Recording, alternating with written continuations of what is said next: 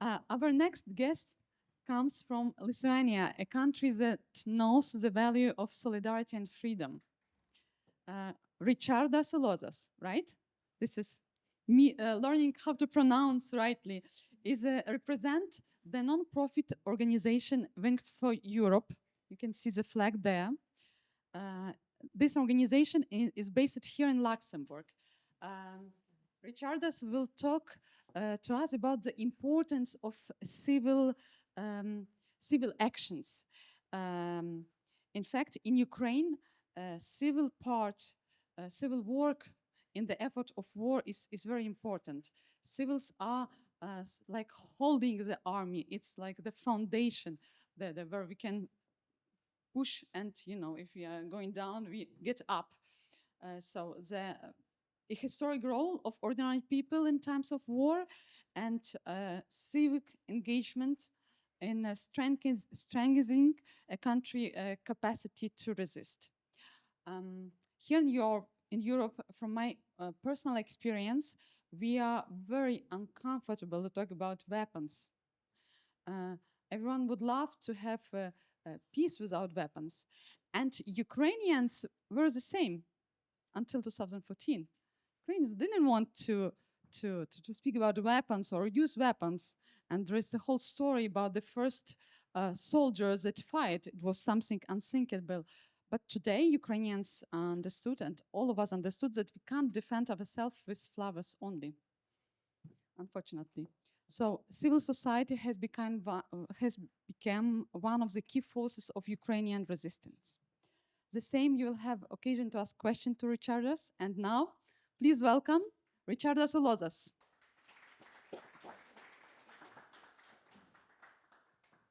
Hello, everyone. First, I would like to start with something we do, and then I'll speak about it. So please touch it, weight it, and turn the propellers maybe, and see how it works, how it feels. So I'll start speaking. Actually, it's a bit. Well, I'm equally nervous, or maybe even more, because it's the first time I'm doing. I'm representing this organization, because the usual person is in paramilitary training. As I'm Lithuanian, we are very touchy to this question, because we have had and we will have this neighbor for already more than 1,000 years, fighting and being occupied and having owned them, and part of Russian Empire was a Lithuanian project at some point, actually, to protect us from the Tatars. Now they are under the wing of China, so the history repeats maybe. So anyway, from our experience, I will speak about few countries that do that. So basically, what civilians have to do in the time of war.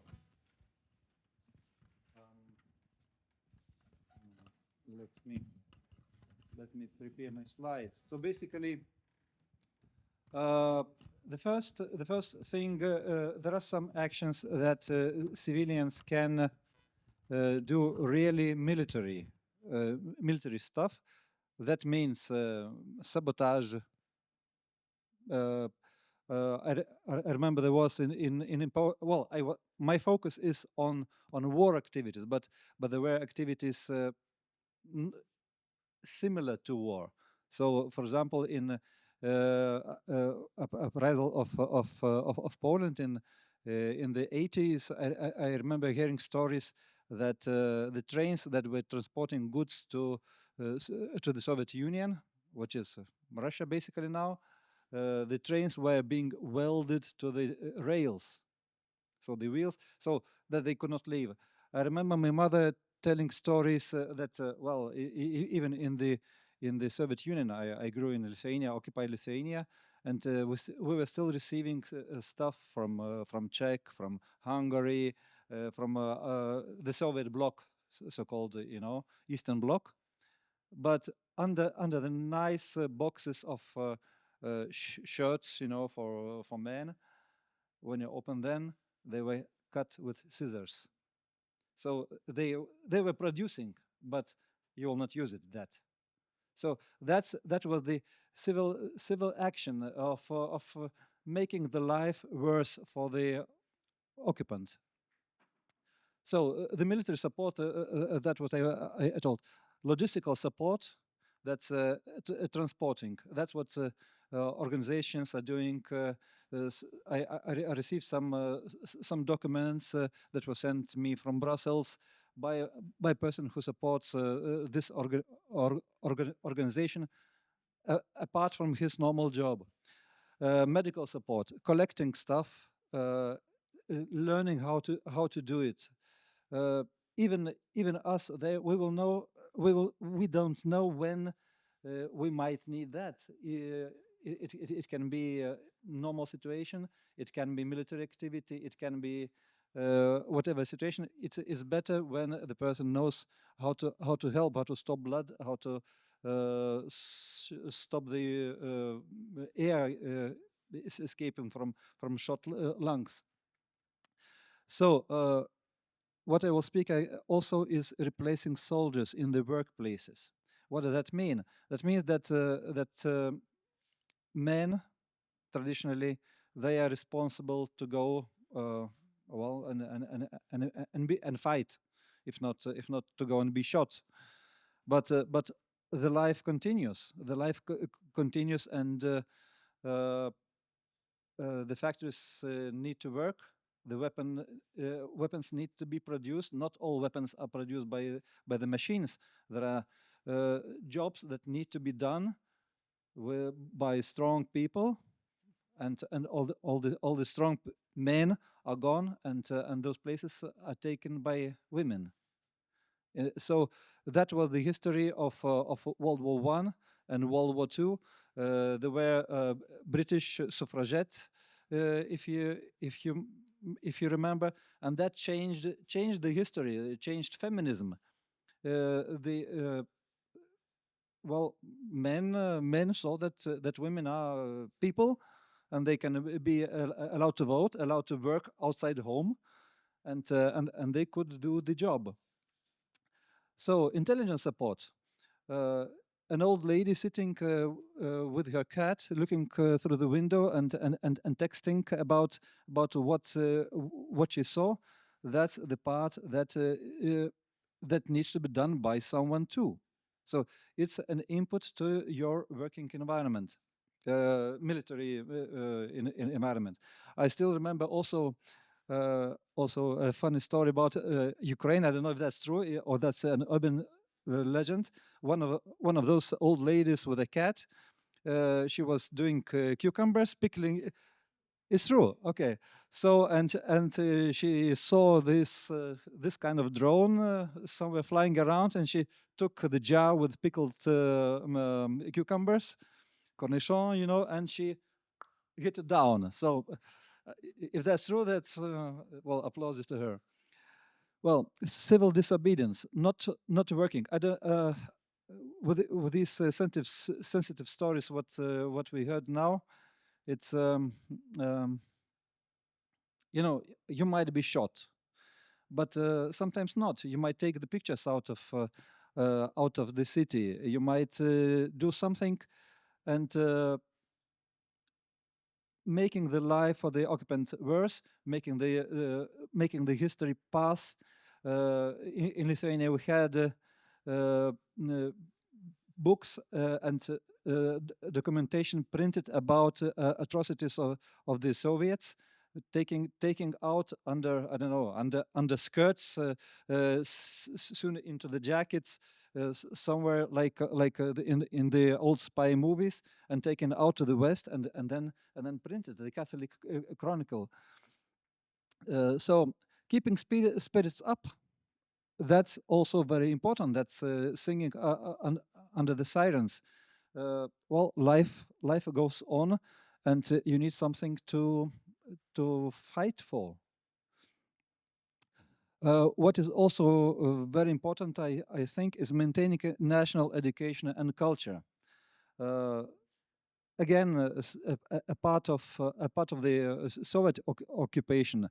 Many people fled, and I know that after some, let's say, second generation of the children, if they don't learn the language, if they don't speak, if they don't love their country of their parents, basically, they forget and they will never return.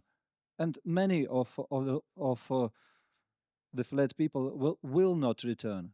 But it's the interest of the countries to make the percentage of returning people uh, the higher than it is possible. So that's the very essence of it.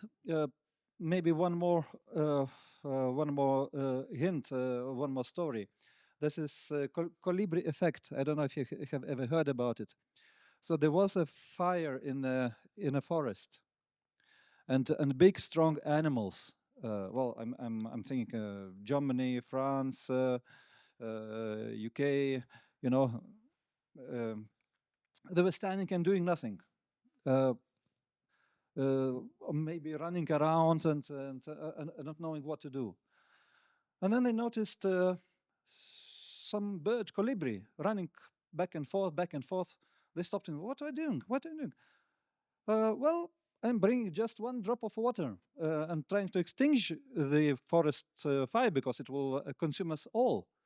But yes, but what can you do? It's just one drop. Well, I'm doing what I can do.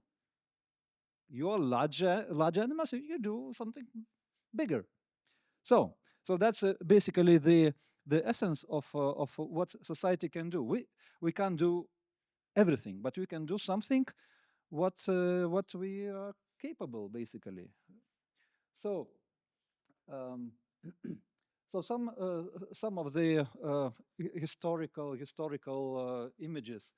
Uh, Peninsular War, that was the war in Spain and Portugal, and that was one of the war activities when citizens they made the life of the of Napoleon army worse.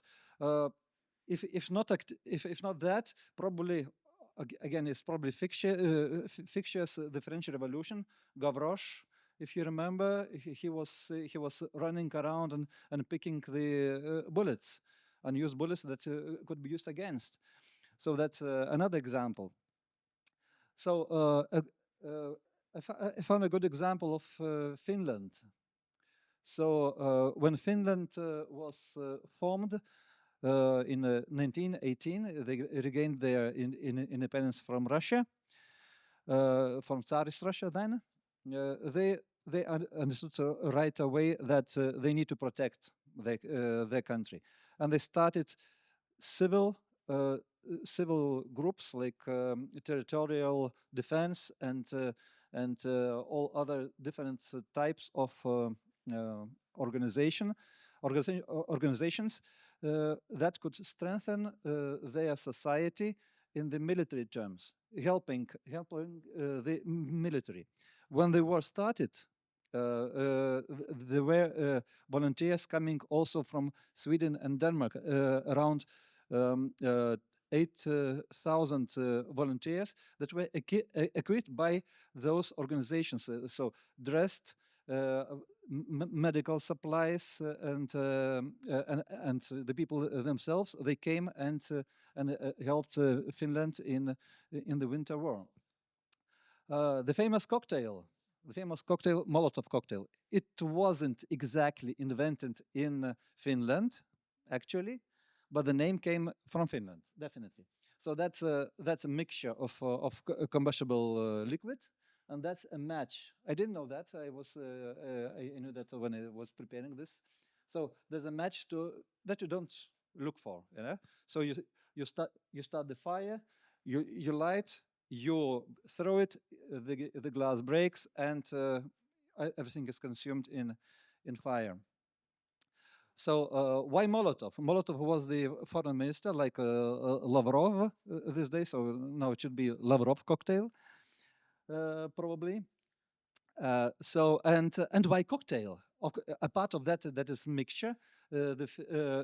Finland had an alcohol monopoly. I think it still has, and the only kind of available lot of glass bottles was at this monopoly organization. So it was that was used for cocktails, yes, for the alcohol. They had spirit, spiritus, yeah, alcohol. Itself, they had the bottles. They could help doing that. So people were pouring, making the cocktails, and you see that every Finnish soldier he had a bottle of that, and there were even several of them with pulling out mechanism that would ignite it all. So there's sorry, and there's also I have forgotten. Yes, and that's the picture of Molotov, the famous guy from Ribbentrop-Molotov Pact.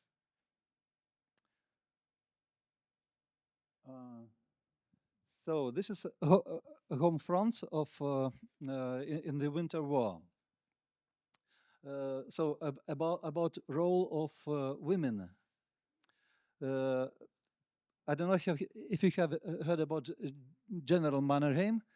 He was trained in Tsarist Russia, but became the father of Finnish defense army. There was this famous Mannerheim line that didn't allow Russians to cross. Probably not so much. Probably the forests were the better line, but still, it sounded very scary. So he wrote, "Sisters of Mercy and the Lotus Wards on the battlefields, and women working tirelessly at home in order to provide equipment and food for the soldiers. Finnish women have worked hard everywhere in all sectors." So while men were fighting in the field, women were working outside of the war activities. He felt that women should not have weapons, and that's why there is so little of women in the armies of Europe. But they still have their role, and they maybe even need to be prepared for the role outside of the war activities. So this Lotus Sverd, probably it's pronounced. That's a fictitious name from the poem. It was wife of one of the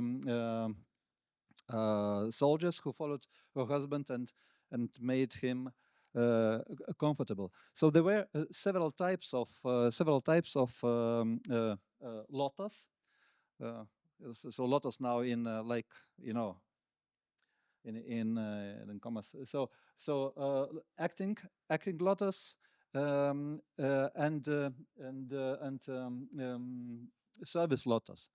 So active or field lotus, they were going wherever it was needed, and service lotus, they were staying and doing this small tasks each.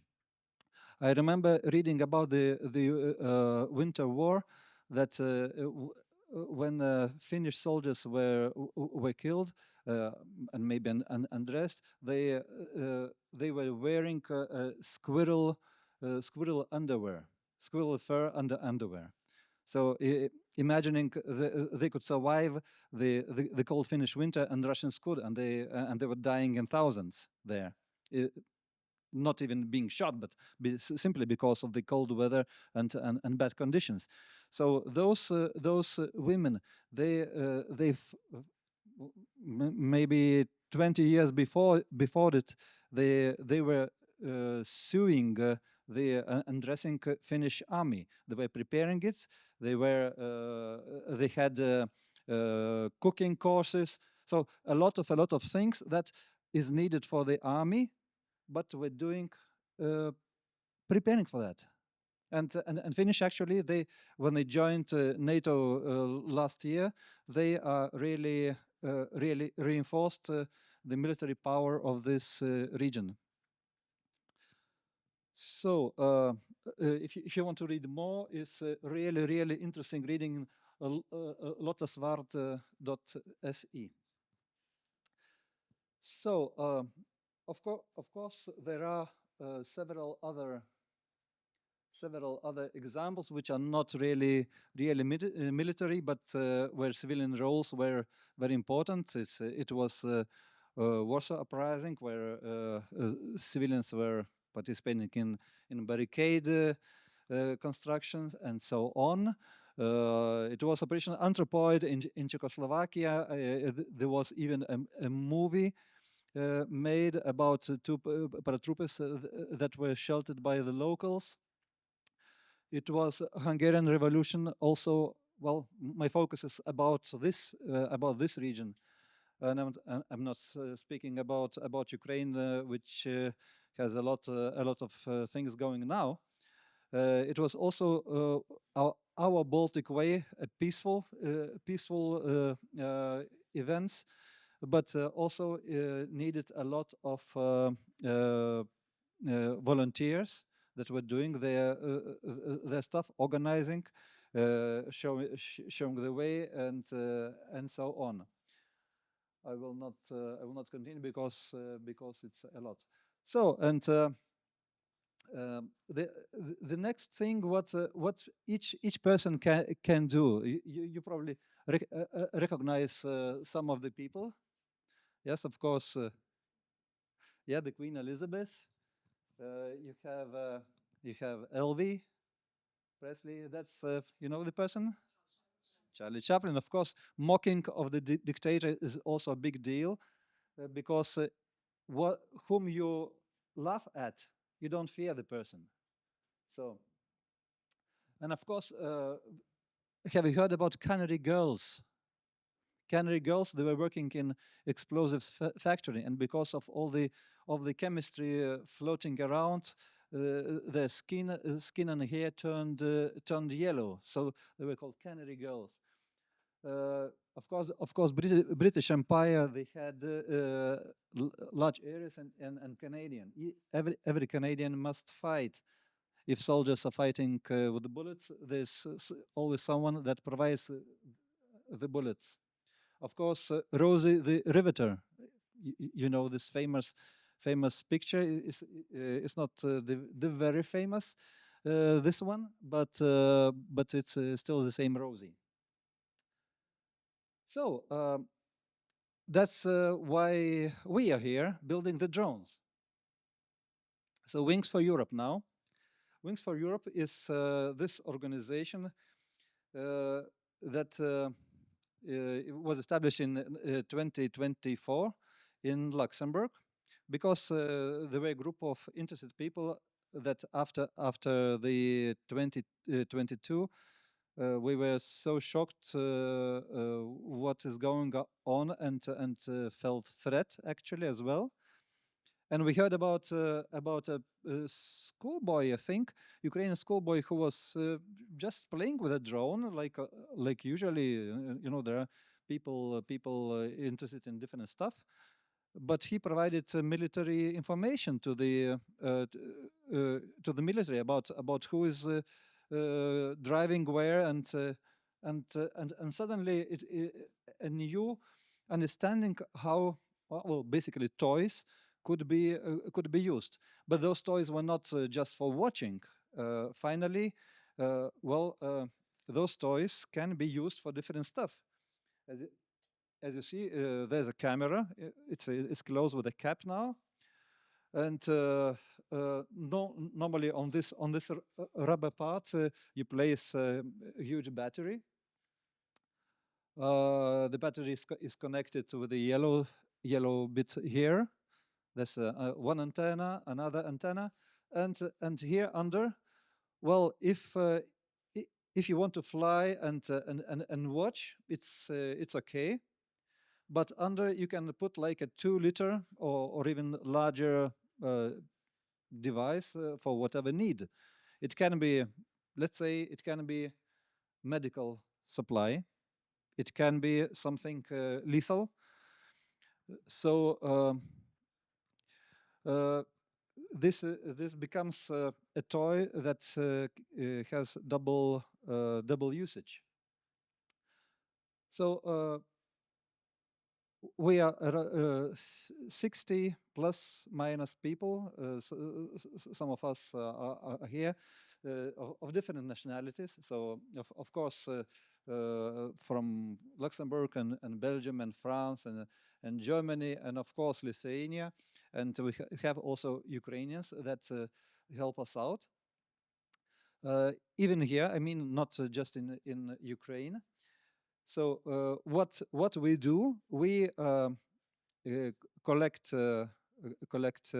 donations.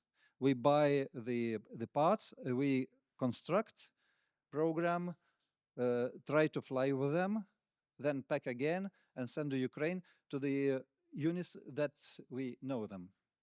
So they're not lost somewhere in between. I will skip. So here you see the castle. Sometimes it goes with other charity groups together, and they reach their destination. So Ukraine is fighting not just for itself; it's fighting also for its neighbors and the West. Every soldier needs to be supported by at least 10 people. That's the military calculation. Russians strike by Geranias. These are fixed wing, like if you know Delta planes, like Delta type planes. Fixed wing is just a motor, like moped that was being told. It just flies, and now is getting smarter and smarter. So these drones, these are like swarms. They are radio controlled by through radio waves. Now is getting smarter. It has like a thin fiber optic line, like a fishing line, if you can imagine. And you can't block it. It just flies for 30, 40 kilometers. So and the problem is that though it can be done with the machines, this part is still a lot of manual work. President Zelensky he asked to do million drones for Ukraine. And we responded with we are not part, but following the requirements of social drone organization in Ukraine that does that. Exactly. So the drones that we produce, they are compliant to Ukrainian military needs. So basically, they can take it, they can mount whatever they need, and can use for their purpose. So that's a small explanation. So China produces DJI drones. That's you know the drones that you have seen most probably are DJI. So you lift them up, you leave them, and they just are flying, making photos, whatever. So Russia are friends with China. They're buying a lot. In the very beginning, they were buying a lot of drones. Europe may face millions of drones in the next few years, because the capacity China has, we can't make it so quickly. On the other hand, we also produce a lot, but not so much. The thing is that if the enemy is sending such a drone or a smart drone, we can shoot it. But the shooting costs 10,000, sometimes even 100,000 euro per shot. This drone costs around 500. It's not kind of worth shooting 500 drone with a large and costly rocket. On the other hand, if there's a tank or some vehicle, this drone costs like 100 times less than the device is targeting. So you see in the green areas, in the green area, that we don't have a system which would work, in large scale factory state production. So that's why the volunteers are needed. Now the situation is honestly changing, and Luxembourg is part of the drone coalition together with some other countries, but still it's mostly done by volunteers whose work costs nothing, just the parts. We're producing, we are asking, so to say, just for the parts, because a part of our normal work we do just for all of it for free. So freedom is not for free. It costs. We need to protect Europe from aggressive regimes, because it might come also to us. I don't know how many of you have heard about the system that was in Luxembourg until year 2000, I think. There was a program made by Americans, Stay Behind. So it was a very good exhibition, actually, in the museum, saying that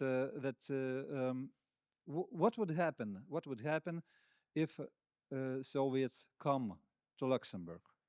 So some people were trained to stay behind and inform about the activities, like watching, recording, sending.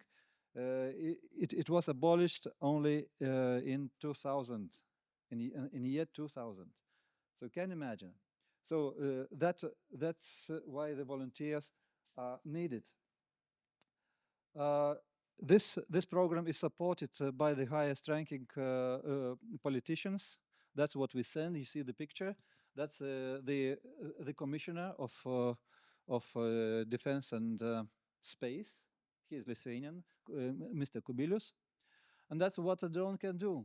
This tank might cost, I don't even know, let's say couple 100,000 probably. The drone costs, you see the difference. You see the difference.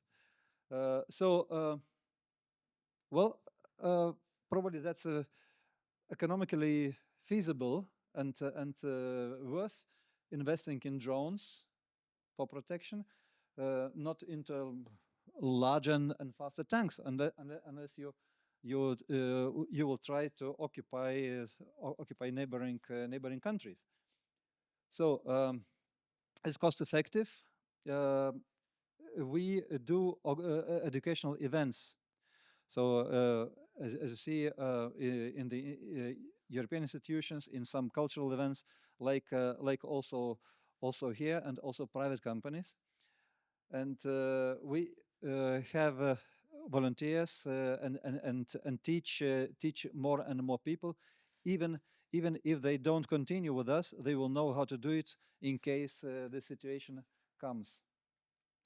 Also, also more people in other countries join our activity and continue. I mean, in their own countries. So we need more drones. We need to learn how to fly them. We need to inform and deliver them. So, and I invite you to become an angel and join the Legion of Light. These are the information where you can support and fundraise and become a part of, and if you have an expertise in soldering, unless in childhood, for example, you were holding a soldering iron in your hand, you can be a part of it. Yeah, I'll leave it to take photos. Actually, I have some memorabilia. If you'd like, I have caps, I have T-shirts, and I have paintings done by a Lithuanian graphic designer artist that would fund one drone each. So after this presentation, I will show that who is interested. Thank you very much. If you want to ask, please don't be shy. So it's really interesting topic. Thank you very much. I have a question about NATO and drones, because it was long time that NATO was resisting to apply drones, and that like drones are not needed in Europe. So what changed? Because as I know, maybe this summer the first drone was presented, and before it was like we don't need them, or we need to buy it from China and we don't want to buy it from China. And which parts do you use to produce them? Like, where is the origin come from? Yeah, Thank you. the military, they were using drones for a long time, actually, but it became more popular, of course, after Ukraine started to show the real usage for the drones. So to be honest, we had this discussion about the parts where they should come from. Well, the discussion was that we could use European parts because we already doing that for 2 years, and it was well, should we be hold to our principles and produce only from the European parts, or we produce more drones? And finally, we decided that more drones is needed. Whoever supplies them, the better we produce more drones. So these are Chinese parts for the moment, but there are more and more European producers that offer their parts for almost the same price. So we are slightly testing and switching to another parts. So, but it's not yet. And the other thing is, by the way, that China, they're closing the supply lines. That's another that we are also becoming a bit forced. And Europe, when they realized, European countries, when they realized that this is the thing and it will not go away, that's the future of warfare. It's basically unavoidable. We need to be independent from the supply from maybe enemy country in the future. Yes. Your presentation was very clear. Thank you very much. It was really difficult to step in after the first two, so it was very technocratic. Technocratic. It was very valuable, very insightful, and very enriching. Thank you very much. Ričardas Ulozas.